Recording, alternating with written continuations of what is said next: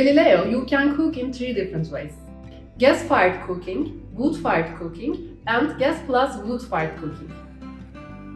First, let's look at the gas-fired cooking.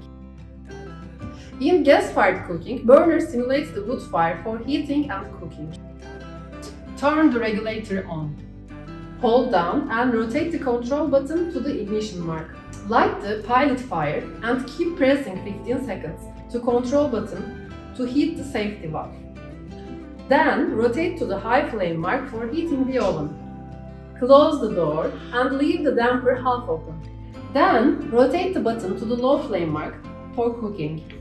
In 12 minutes, the temperature comes to 250 degrees, which is ideal for artisan breads and casseroles. In 30 minutes, the temperature reaches to 450 degrees, which is perfect for making Neapolitan pizza. Now, let's look at the wood-fired cooking. In wood-fired cooking, use this cover to protect the burner from the ashes. Practically, you can heat the oven with gas, then light the wood for cooking.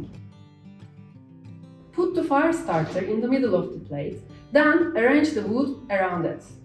Light the fire and add more wood to reach the desired temperature. You can understand the heat by checking the dome.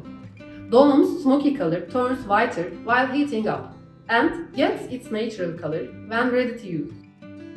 Lay the fire over the burner using the hook shovel, then clean the cooking plate with ash brush.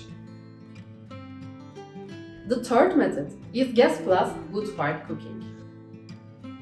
This is the unique feature of Galileo in stone oven market. First, turn the regulator on and heat the oven with gas fire.